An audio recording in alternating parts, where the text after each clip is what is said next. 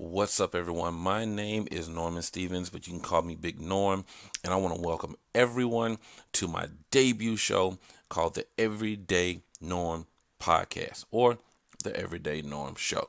Now, why is this show different from anybody else? Well, I'll tell you why. First, I'm just doing this for fun. I love doing this. It's been a tremendous experience.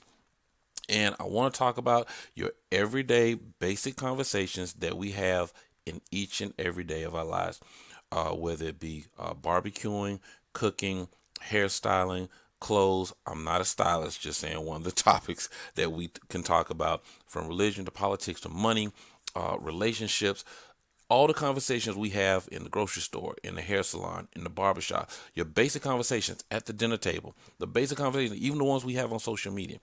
So we're here to talk about it. I'm having a lot of fun doing it. Any feedback you want to leave, please like this page, subscribe to it, drop your comments, drop your lines. I want to hear from each and every one of you. I thank everyone for tuning in, taking a few minutes out of your day to listen, to watch this video. Okay, now let's get started. Okay, my first episode, I want to talk to all of my recreational fishermen, my anglers out there, the wannabe pro fishermen, all of them. I want to talk to each and every one of you. I'm going to give you 5 tips that will help you increase your catch rate. It'll help increase, not guarantee, increase your catch rate when it comes to fishing. Okay. Now, I live in Georgia, so all the water around me, other than the coast, is all man-made. Therefore, it's fresh water, meaning that the lakes have been made by man, from Lake Lanier, Lake Oconee, Lake Sinclair. All these are man-made lakes. So, mean all the lakes in my area, the major lakes, everything is fresh water. Okay, don't have any salt water other than the coast. So that narrows down the type of fish that I'm going to be able to fish. We have bass, we have crappie, we have brim, we have trout. Our Chattahoochee River has trout. So we have about 4 or 5 different main fish in Georgia that we fish for. Now, my first point: location, location, location. Know where every single lake, every single pond, every single body of water is in your area. I don't know how far you like to travel. I'm right outside of Atlanta, Georgia, east of Atlanta. Some people travel all the way to the Alabama border. I can't West Point Lake to fish there. So know the area, know the waters that you like to fish, know where they are. Okay. Second, know what type of water it is. Know the terrain of the water. Some water have a very flat bottom, no obstructions whatsoever. Some also have very tall grass. Some have weeds. So you have to know what type of body of water it is. Now, me personally, I like to plan. If I know I'm going fishing, I select the body of water I'm going to choose, whether lake, pond, whatever it is, and I set my rods accordingly. And I do that the day before. I don't go out on a whim. I've never had success just spur of the moment fishing. So I don't do that. It may work for you, doesn't work for me. Okay, so location, location, location. The second is know the type of fish that you have in your area. Like I said, we have brim, we have catfish, we have crappie, we have bass, and in select areas we also have trout. Okay, I'm mostly near the first four. I'm not really near any trout. I don't do any trout fishing around here. I think we have maybe one state park called Charlie Elliott. They may have trout. As far as I know, they do not. But the other 4 fish, the crappie, the bass, the brim, and the bass, are the main 4 fish in my state of Georgia. Okay. 2, once you get that, you know you got your location, you know what type of fish are in your area. Now, select what type of fish you want to catch. Now, me personally, I fish only bass fish. But the dominant fish in my area that people love to get is the crappie fish. Don't really know why, but to each his own. I love bass fishing because I like the fight that it puts up. When that fish is on my line, it's me and him.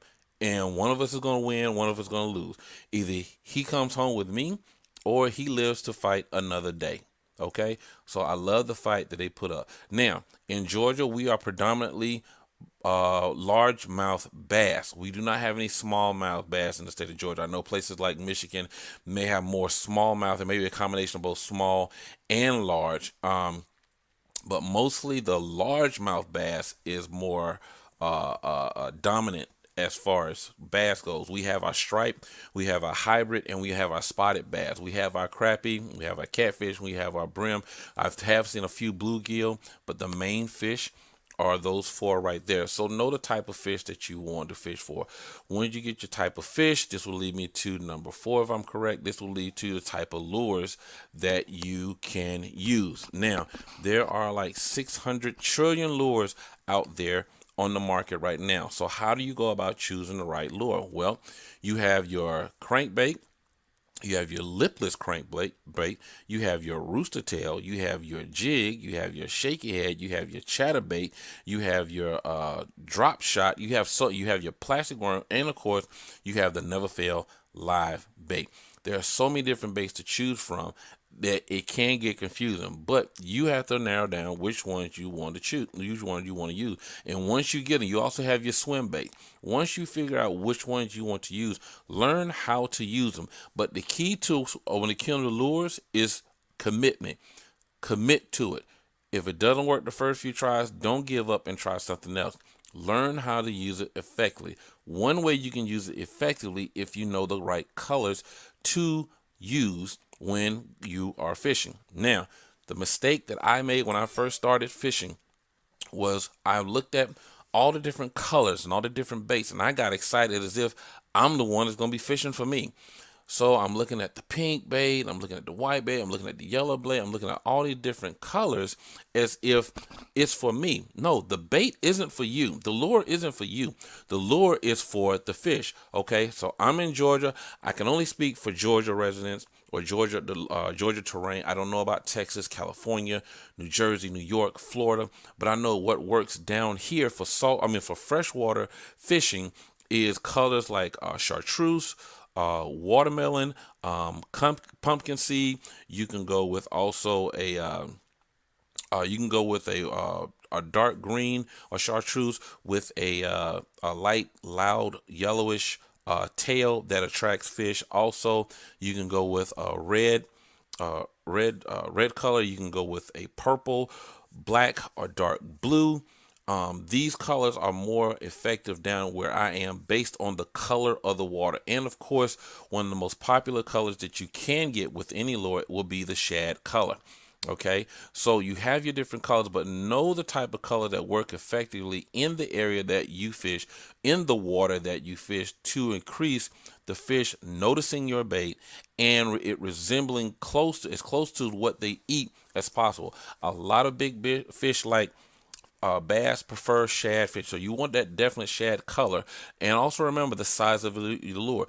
The smaller lure, you have a better chance of catching more fish. But if you want to go with a larger lure, then you're looking for the big dog, the alpha male of that body of water. So those will take more time. You have to be extremely patient when it comes to fishing. One thing about fishing, it is a recreational activity of patience. You must be patient.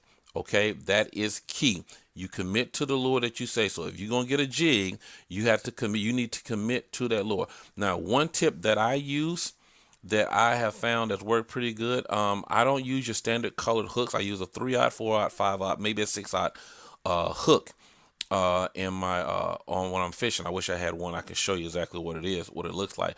But what I've done, I've switched to red hooks. Red is a color that works very, very well with fish. I don't know why, but it does.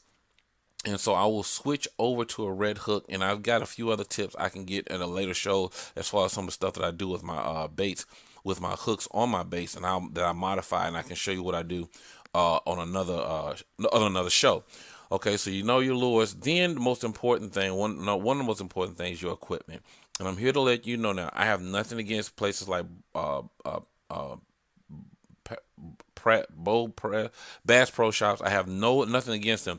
But the thing about, if you're starting off, you may not have a lot of money. So you don't have to spend a lot of money on fishing equipment to get started off. I went to my local retailer and bought a $30 rod and bought some real expensive line and a few lures just to get me started. The fish don't know whether or not you have a $600 rod in the water or you have a $20 rod in the water. The fish don't know that, and the fish don't care. They don't care if your lure costs you $30, $40 or if it costs you $6 or $7.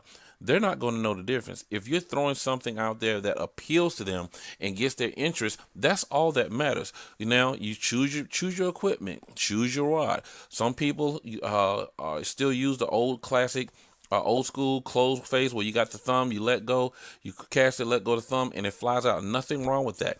You have the open face. You have the open face rod for more advanced users where you actually see the line fly off the spool and you reel it back in. And you also have your bait caster for some of the most advanced expert type of anglers. So you want to choose your location.